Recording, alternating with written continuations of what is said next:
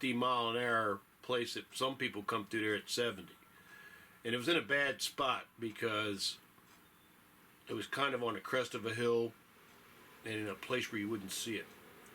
And it was raining like hell, and just something in me just said, turn around and get that shit out the road. So I turned around and I drove back, I put my emergency flashers on, put my high beams on, I got out in the driving ass rain, and I dragged most of it out, and then a guy stopped coming the other way, and he helped me get the rest of it out the street. And I thanked him, and I just told him, I said, you know, I'm worried about like a mom coming through here with her kids or something, you know, and you don't see it till the last moment, and then you drive into the ditch, or maybe worst off, you drive into the oncoming lane to avoid it, and there's a car coming. So we got that out the street. I thanked him, and I went down the opposite way to Charlestown and pulled off at the side of the road. Got my act together, and I went back the other way, and damn if I didn't I ran into a much bigger branch sitting in the road that had fallen and had broken into pieces. Thank God it broke into pieces, because I wouldn't have been able to move it. So I stopped and I threw that out the street. That was about a mile farther down the road. And then I went to turn up Millwood to go towards Charlestown, and there was a house that apparently was on fire because the fire department was there, and the street that heads out of Millwood that I normally take was closed. So I turned around, I came back out, and I drove back out towards, I think it's 460. I think that's the name of this route. Route something. Anyway, and damn if there wasn't another branch laying in the road. So I went ahead and I dragged that one. That one was still connected to the tree. I just dragged it out the street so it wasn't in the street. Because that one was in a situation where you come over the crest of a hill and there it is. Now, the first one I stopped at was in a 55, well, it's in a 45 zone, but people do 60, 70 through there.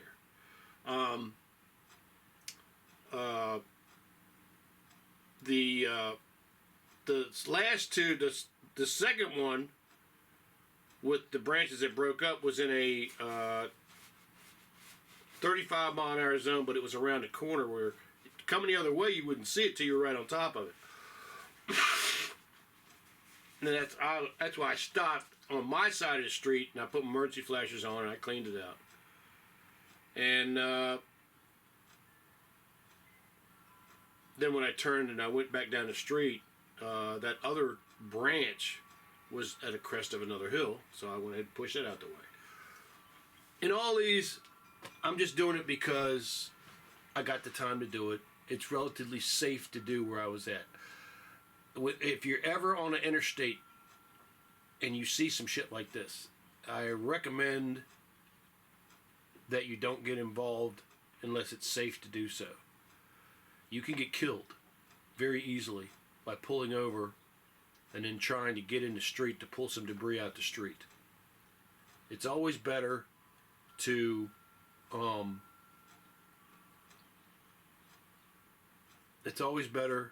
be safe.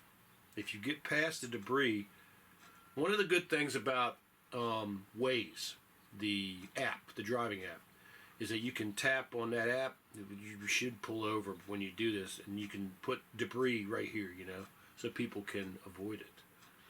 But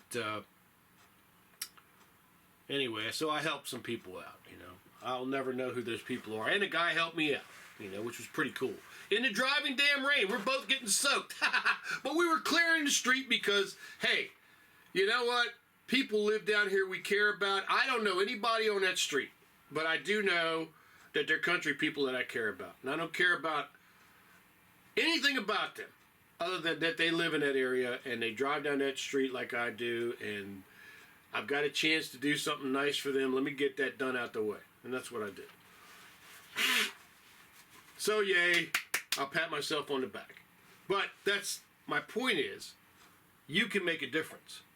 You don't got to drag something out the street. All you got to do is smile at somebody, say, how you doing, how's it going, and just have a kind word for them. And, boy, I have to really check myself up, because sometimes when I'm in line and there's somebody who is just taking for damn ever, I'm like, I'm like going, are you for real? Are you for real? And I mean, they're just taking forever. I mean, I'm like going, it's a simple process.